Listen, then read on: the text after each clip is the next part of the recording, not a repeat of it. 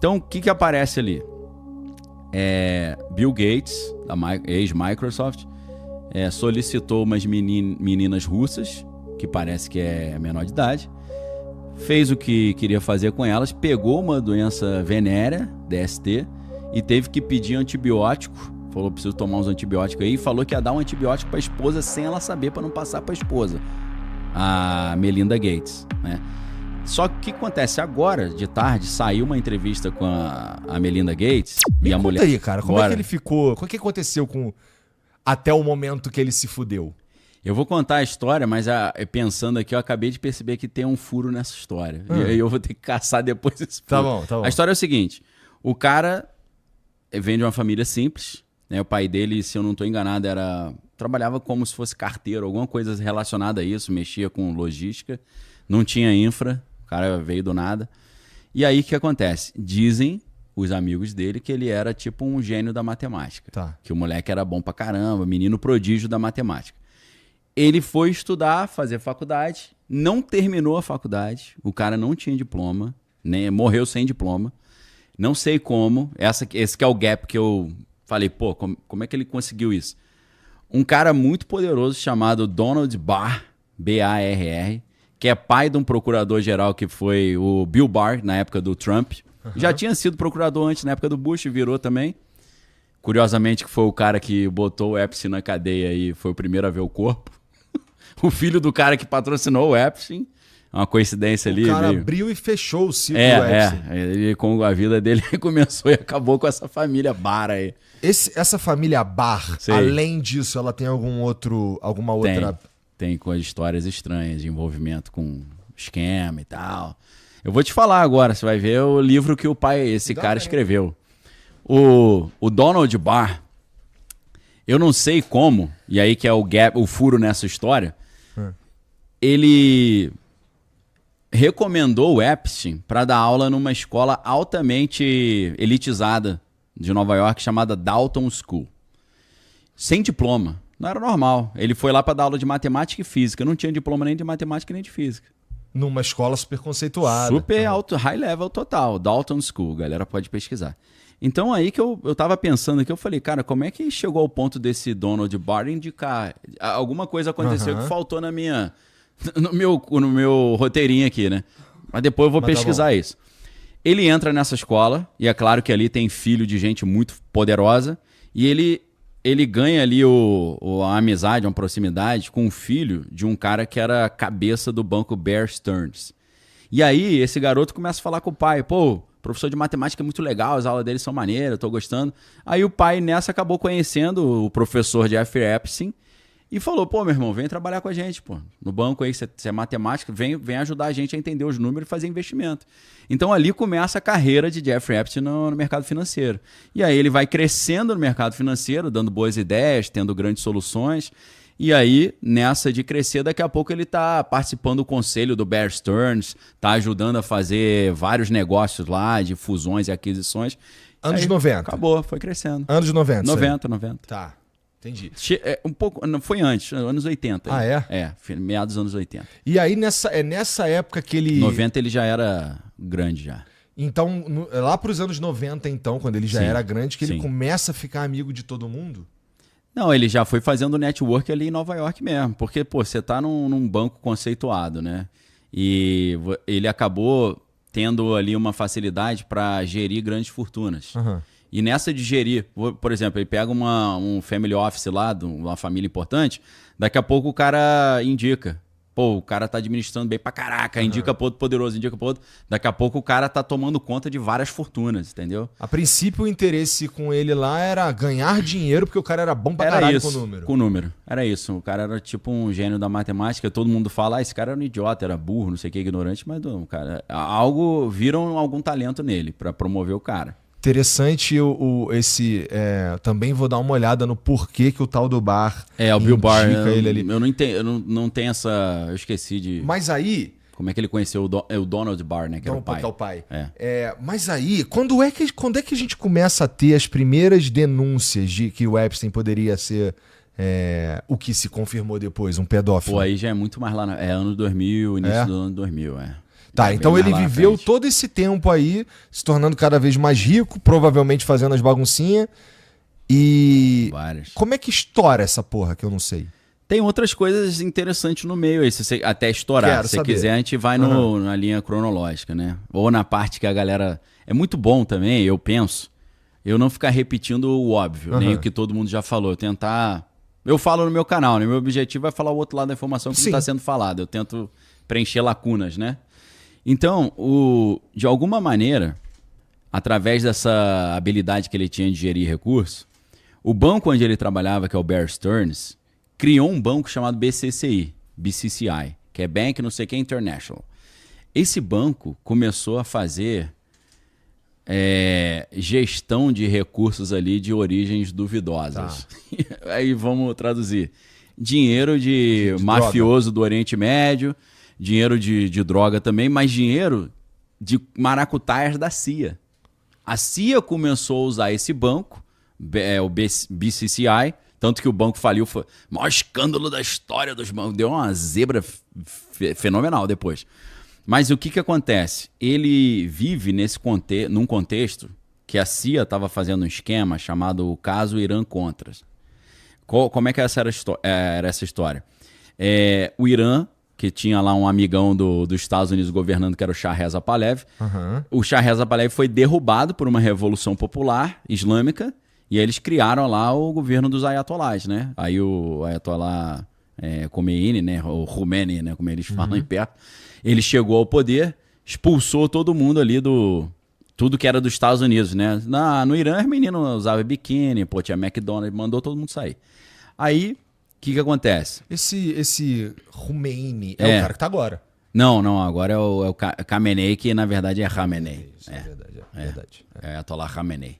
É parecido, né? Khomeini e Khamenei. Não é tão parecido assim.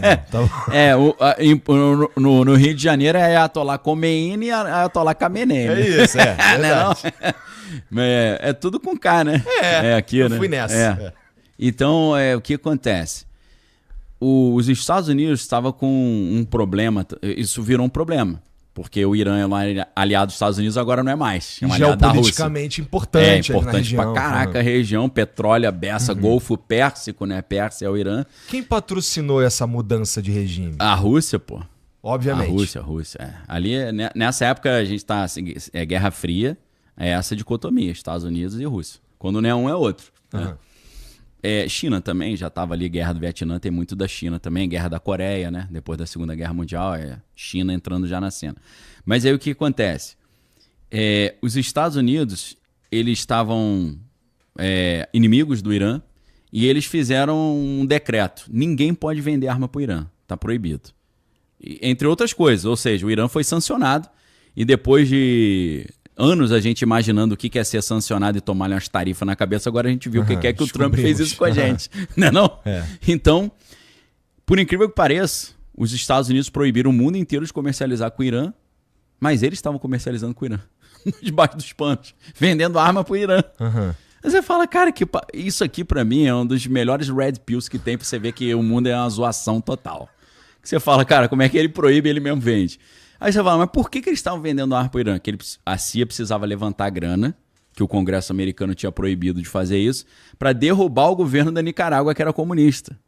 Que eles já estavam, Cuba já virou comunista, agora a Nicarágua está querendo virar também.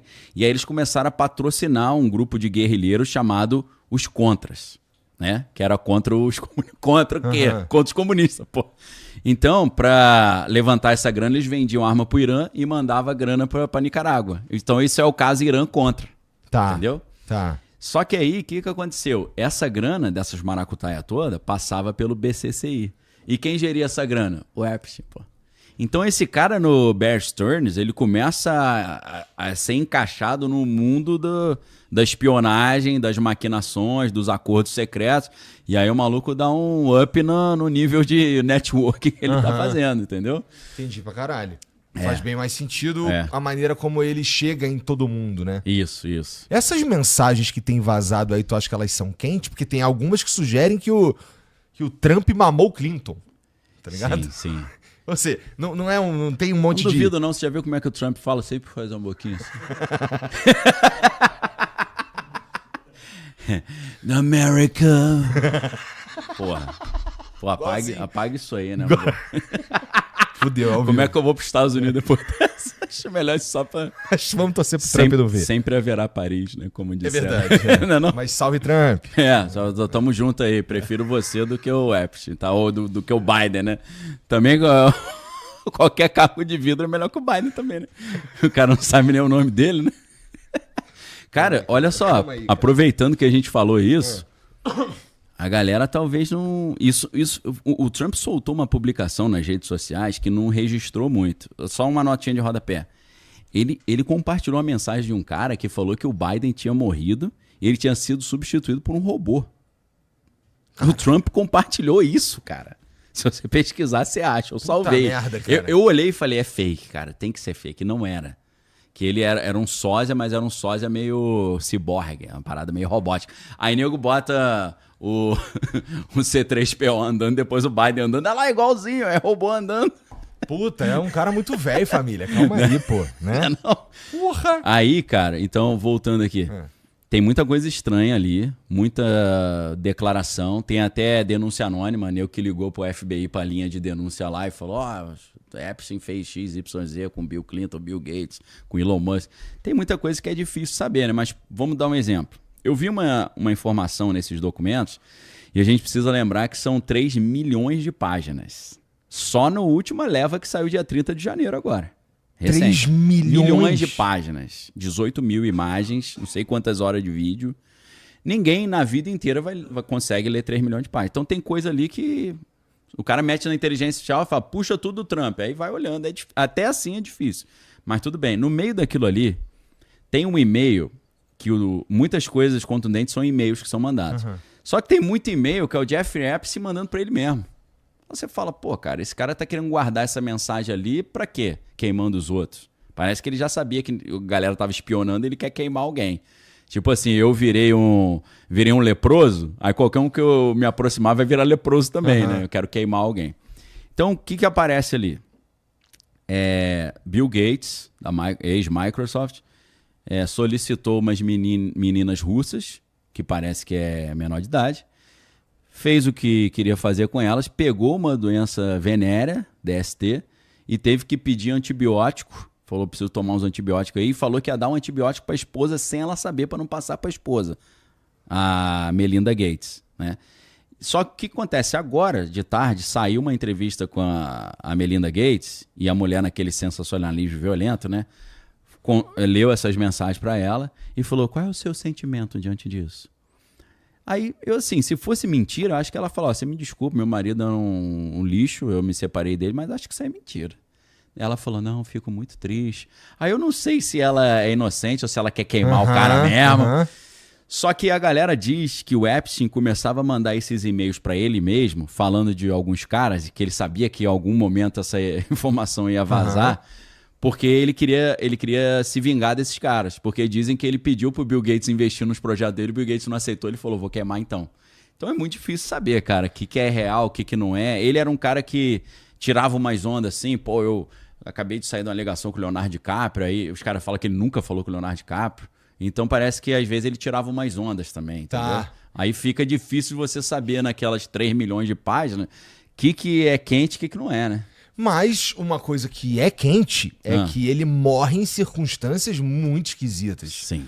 Ele morre de um jeito que... Ele morre num lugar que não dá, a princípio não daria pra ele morrer. Não dá pra tirar a própria vida com a infra que tinha ali. Pois é, até porque deveria ter guarda olhando e não tinha, falha ali um sistema de não sei o quê. Exato. Né? O legista, não o legista oficial, um legista famosão de Nova York pegou todos os casos de analisar, né, fazer autópsia lá.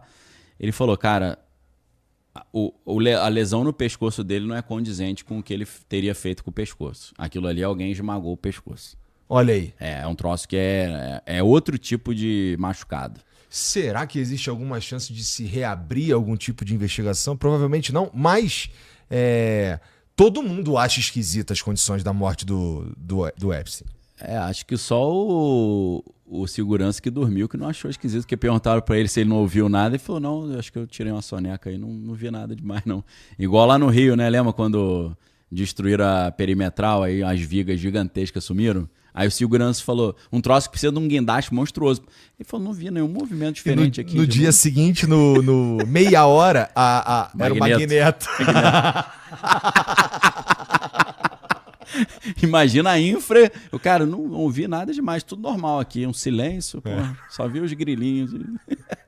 Bizarrice. Foi nesse naipe. A gente acha que é só no Rio que acontece. Isso você vê na prisão de segurança máxima de Nova York, mandaram a dessa. O que indica pra gente que alguém muito poderoso ou um consórcio de pessoas muito poderosas precisavam dar um fim nesse cara, mesmo com o risco de ser uma morte esquisita, como foi, como é. Sim. Né? Com o risco de dar uma merda pra quem teria, se é que rolou, mandado matar. Exato. O cara. Só que aí quem que investigou essa morte estranha? Bill Barr. E falou, tá tudo tranquilo, não tem nada demais, ele que tirou a própria vida. O cara que é o filho do maluco que botou ele no jogo lá atrás. Eu não sei o que, mas é coincidência, né? Meio estranho. Calhar de ser o filho do mentor dele, pô. Tem algo aí. Não sei o que. Isso é muito estranho. Mas o que tá saindo agora que tá fazendo as pessoas falarem disso novamente? Do Jeffrey Epstein? Não, o que aconteceu foi o seguinte. O Trump, ele chegou e falou... se eu for eleito, eu vou liberar todos os arquivos do Epstein. Isso aí era a plataforma política dele. Aí a galera começou a cobrar. Aí ele foi liberando umas gotinhas lá que não tinha nada. O pessoal ficou irado. Pô, você enganou, isso é estelionato eleitoral, você é maluquice, mentiu. Depois ele falou que nem existiam. Ele falou, esquece isso, muda de assunto pra quem fala. Aquela história, né? Eu preciso os caras vão descobrir que eu mamei o Clinton. Preciso de você pra chegar ao poder. Cheguei, agora deleta, né? Aí o que acontece? O Congresso, uma parte do Congresso que é da oposição, né, os democratas, eles falaram, cara, tem muita coisa do Trump ali, então agora a gente quer que libere. E aí o Congresso aprovou um ato lá, uma lei, que é Jeffrey Epstein Transparency Act, né, ato de transparência, que o Congresso aprovou, passou na Câmara, no Senado, só que vai para o presidente assinar, sanção presidencial, né?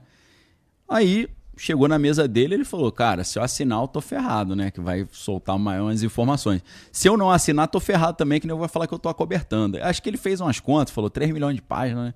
Vou assinar, porque, né? Se eu não assinar, vai pegar mal. Ele assinou. Então tem uma lei que já está em vigor de que tem que liberar. E eles estão liberando em levas. Entendeu? E aí, dia 30 de janeiro, saiu uma leva nova. Saiu uma tonelada. 3 milhões de páginas. Já tinha saído milhões de páginas, saíram mais. Por isso que o assunto voltou à tona. Aí por que eles estão liberando isso? A oposição ao Trump quer queimar o Trump. É até claro que saiu, a galera lá democrata já começou a botar impeachment, o Trump fez maldade com as criancinhas e tal. Porque teve uma história da menina de 13 anos que ele teria obrigado a menina a fazer coisas ali com ele, né?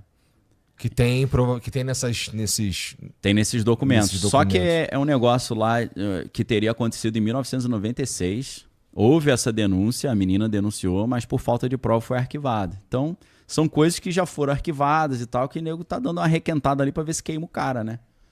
Entendi. Porque, pô, o Ministério da Justiça, o DOJ, Department of Justice, né, Departamento de Justiça, tá na mão dele.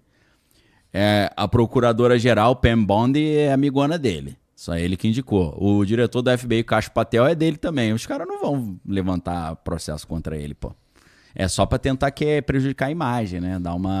Dar um sofrimentozinho no cara, né? Dar uma atormentada, porque... A gente sabe se ainda tem coisa pra sair? Deve ter mais documentos pra sair, e só isso que saiu até cavucar tudo vai demorar muito. Vai demorar muita coisa, cara. 3 milhões de páginas, a gente não consegue... Eu não consigo nem... É difícil de imaginar 3 milhões de páginas. Acho que ninguém na vida consegue ler isso tudo, né? É difícil. Vamos torcer pra vir uma inteligência artificial. É. Entendi, então. Tem muita historinha pra surgir disso daí ainda. E tem história, assim, toda hora sai assim, a história mais pesada do Epstein, de 5, porque os caras estão achando. Então, assim, tem... Vou tentar falar de uma forma mais palatável, não só porque deve ter criança vendo, mas por causa do próprio algoritmo, né?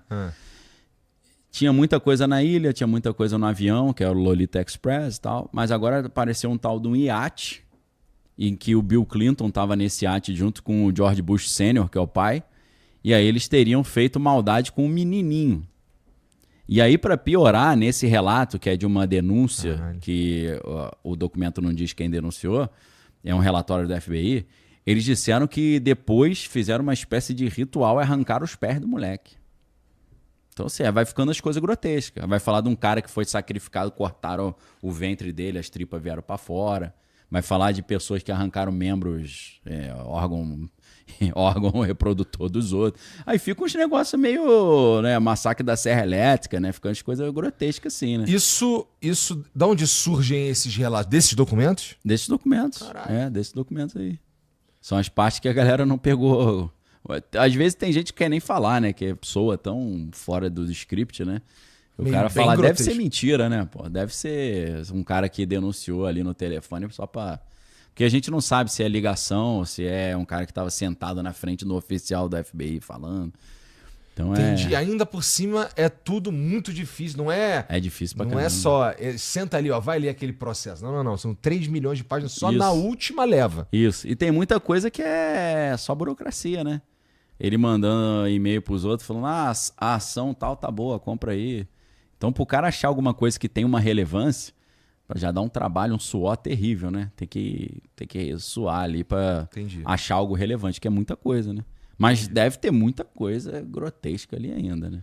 Então ainda falta descobrir muita coisa ali também. Tem várias. Se você quiser, a gente vai abordando aí. Tem muita... Assim, não as coisas grotescas, mas as pesquisas científicas também. Tem vários assuntos maneiros, Me fala sobre essas pesquisas científicas. Cara, a Epstein financiava vários projetos nas universidades. Harvard, ele deu mais de 10 milhões de dólares, né? Ele patrocinava várias pesquisas na área de física, na área de matemática, na área de inteligência artificial, Bitcoin, né? O Coinbase ele patrocinou. Ele estava em todas, cara. E ele se amarrava nessa parte de ciência. Ele tinha uma fixação por viagem no tempo, entender como isso seria possível pela física. Ele fez um evento numa ilha lá, que é do lado da ilha dele, e depois ele levou a galera para um churrasquinho na ilha, só Deus sabe o que rolou no churrasquinho, né? Ele levou 3 vencedores do Nobel, cara. Caralho. Fora o Stephen Hawking. Stephen Hawking tava. O Kip Thorne, que é o outro físico cascudão, ele também venceu o Nobel depois. Só nego top pra caraca. Os caras ninja foram lá. Mas era um evento científico. Eles estavam falando sobre as fronteiras da ciência, né? Ele era aficionado por isso também, né? Como achar soluções para problemas irresolvíveis. Outra coisa, ele viu o mercado financeiro como se fosse um sistema complexo. Então ele patrocinou um instituto chamado Santa Fe Institute, Santa Fe, que os caras eram especializados em estudar sistemas complexos. Ele queria achar uma maneira de conseguir prever as oscilações da Bolsa de Valores para conseguir ganhar ainda mais grana, entendeu? Então tinha uma paradas interessantes pra caramba, que dá um filme diferente, não um filme assim de abusos de pessoas, mas uma busca de soluções.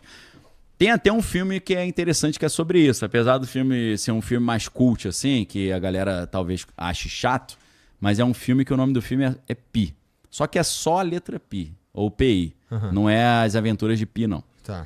Esse filme, 2003, é de um diretor figuraça também, faz os filmes loucaço, Darren Aronofsky.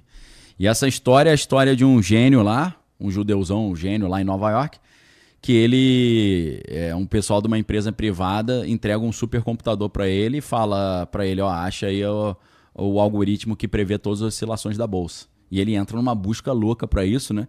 Aí chega uma parte maneira do filme que ele é sequestrado por rabinos. Aí ele, por que você me sequestraram? Aí eles falaram, você tem que parar esse projeto aí, de achar esse algoritmo.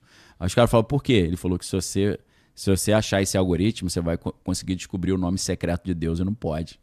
Ele não quer descobrir o nome de Deus, não, pô. É o algoritmo da bolsa. Não. Você vai chegar no nome de Deus, isso aí é um segredo. Que viagem. Mas é maneiro pra caraca a história. É filme louco, assim, né? Aquele filme Sessão da Tarde que, né, é palatável. O filme o cara fez em preto e branco de propósito. O filme é em preto e branco, é de 2003. Então já começa assim, né? Acho que é já assim um inseticida pra tirar quem não gosta de filme maluco, né? Já no início. Mas conta essa história, né? Parece meio Epstein, assim, o que ele queria, né? No fim, tu tá me dizendo que ele era profissionalmente um cara sinistro. Ele era foda profissionalmente. Parece que sim, né? Tem gente que diz que, conversei com ele parecia ser um cara muito fraco e eu percebi que a fortuna dele toda alguém deu pra ele. deve ter esse componente também. Porque não é porque o cara é bonzão que ele vira bilionário. É verdade. Né? Tem muito gênio aí que... Né, apesar de que tem a história do Jim Simmons, que é legal pra caramba a história desse cara, que era um gênio da matemática. E um dia a mulher dele falou com ele, por que tu não usa isso pra ganhar dinheiro? Ele, boa ideia. Ele montou o... como é que é? O nome da empresa dele é Renaissance, fundo Renaissance, tá? E ele tinha um Medallion Fund, que era o fundo que tinha a maior performance de todo, isso tudo com algoritmo matemático. O cara usou a genialidade da matemática para ficar bilionário. Não era um esquema Banco Master. Não, a parada era quente. E assim, ele tinha na equipe dele tipo, os maiores gênios do mundo ali. Foda. Isso é interessante pra caramba, né? Esse cara? Jim Simmons. Jim Simmons. Morreu recentemente. Medallion Fund. Simmons. O cara fazia... como é que é? Eu não sei... tipo assim, modelos matemáticos de investimento, né? Ninguém sabe como é que ele fazia a parada, mas dava um resultado monstruoso. Porra, morreu? Tomara que ele tenha deixado o método, né? Não sei, né, cara? Talvez pro CEO que ficou no lugar dele, né? Alguém precisa saber. E já que a gente tocou um pouquinho nesse papo de Banco Master, você tem visto alguma coisa disso? Tenho. É? Tô acompanhando aí. Primeiro de tudo, a gente tem um puta escândalo, é um escândalo comparável a uma Lava Jato, vai? Sim. Eu acho que tem... Bom, não sei se o impacto político, financeiro é igual, mas pelo menos do ponto de vista de mídia, tá sendo bem comentado. Todo mundo fala essa porra. Tu liga o rádio, o jornal e os caras... A galera tá insistindo nisso aí. Porque, assim, ele é meio chocante mesmo. Agora, o que é interessante, tem uma coisa interessante nesse caso, que é... Eu tô escutando esse papo de que o Banco Master é esquisito há muito tempo, né? E assim, não precisa tu ser super inteligente, porque quando tu vai olhar o principal produto do banco e é um produto que te dá um retorno muito pouquinho superior, fora do normal. Muito fora do normal. Muito fora, muito fora do normal. Me chama a atenção porque assim, tinha uma galera muito foda perto do Daniel Vorcaro, né? Tinha uns caras que entendiam muito de grana a princípio, né? As instituições que fiscalizam estavam dizendo que estava tudo ok. Tudo muito estranho, né? E no fim a gente tem aí um monte de gente se fudeu. Porque desculpa, eu palavreado, mas... 1,6 milhão de pessoas. Pois 1 milhão e 600 mil pessoas. Tu já tá contando os caras do Will Bank? Acho que conta já. Então assim, cara, que é uma galeraça que tomou de morador. O cara do Will Bank... Puta, ele talvez nem sabia que era do Master, e aí ele, quando deu a merda do Master... aí muita gente entra de gaiato também. Muita gente entrou de gaiato nisso daí, cara. Claro que a galera não vai acreditar, mas na prática a gente sabe. Às vezes tu entra num troço e você fala, porra, não sabia, agora me ferrei. E assim, tem algumas coisas, por exemplo, tem relato de gente que pôs dinheiro com a XP, por exemplo. Sim. E a XP acabou colocando essa grana no Master, e aí deu uma merda aí toda. Ferrou aí deu geral, uma merda geral. Ferrou. Tem um monte de gente que cai de gaiato. Sim. Mas, cara, o que tu apurou que é interessante desse caso inteiro aí, cara? A figura, o ser, Daniel Vorcaro, ele é um cara interessante também? Ele também é um cara que tá aparecendo... Dá uma série de 10 temporadas. Cara, um monte de ligação com gente muito poderosa. Estamos falando aqui de ministros do STF, meu irmão. Muita gente muito poderosa. Não é brincadeira, não. E eu acho que a galera ainda não entendeu até uma possível conexão internacional com isso. Que eu nunca vi ninguém falando, mas eu creio que tem. Não consegui parar pra pesquisar ainda. Mas em que sentido? Que tu acha que poderia ter? Cara, não é por... O que eu tenho dito desde o ano passado? Tudo que acontecer em 2026 vai ter relação com as eleições. Tudo. Tudo, cara. Alguém infartar e bater as botas, vai influenciar. Então, assim, isso tem alguma relação, tá? Eu tenho minhas hipóteses, né? Algumas coisas eu evito falar em público porque é mera hipótese, eu não tenho base. Mas você falou da Lava Jato. Vamos usar a Lava Jato como referência. A Lava Jato foi uma coisa que foi uma questão de corrupção, que depois foi desfeita, né? Mas que teve um desdobramento político muito forte. Sim. Porque todo aquele governo naquela época, ele foi sucumbindo E alguns heróis surgiram ali, né? O Sérgio Moro surge nessa... O Bolsonaro surge nisso. Então teve uma consequência política clara. E eu acho que eu tento ler por ali. O famoso cui bono, quem está se beneficiando, quem subiu nessa e quem desceu nessa, quem se ferrou e quem se... que tipo de setores se favoreceram. Esse tipo de análise, ela ajuda...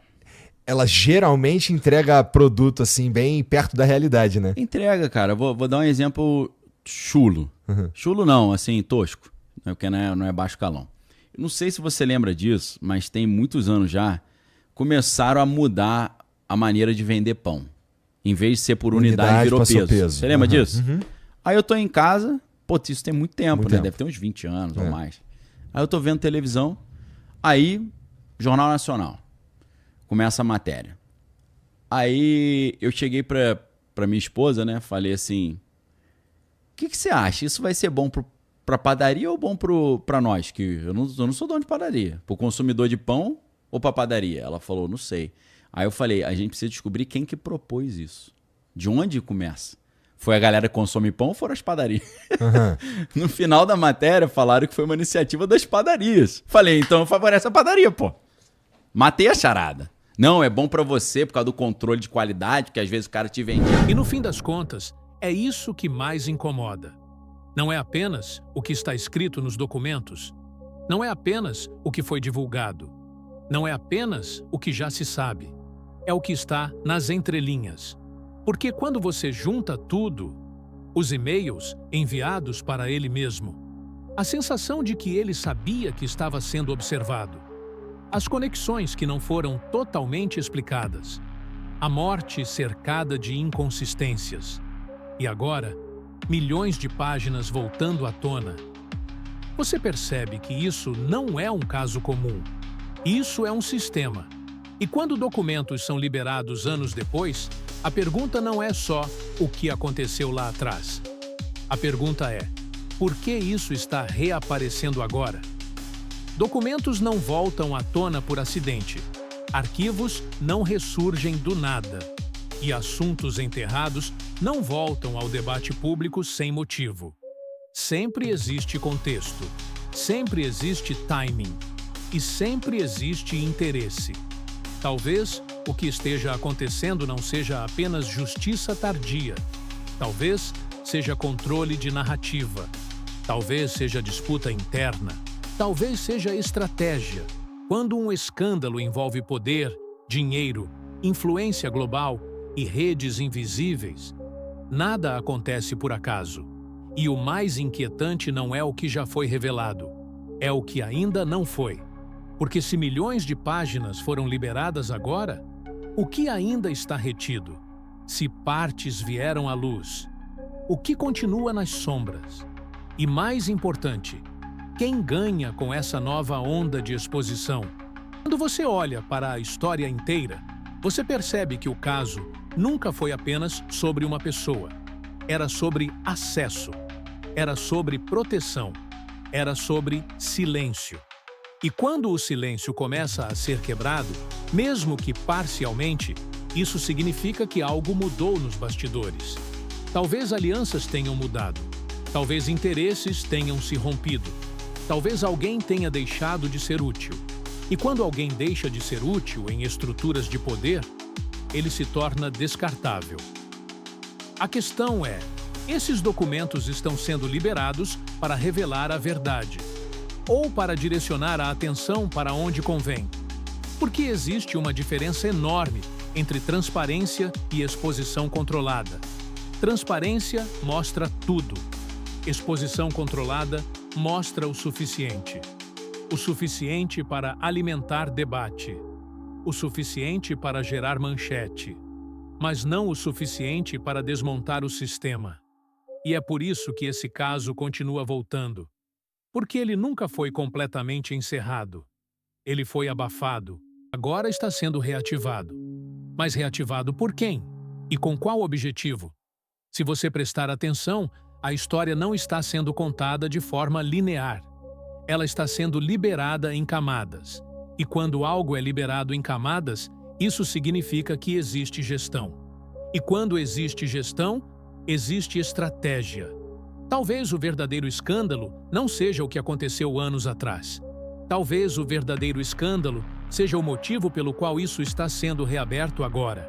Porque quando o passado é reativado, normalmente é para influenciar o presente.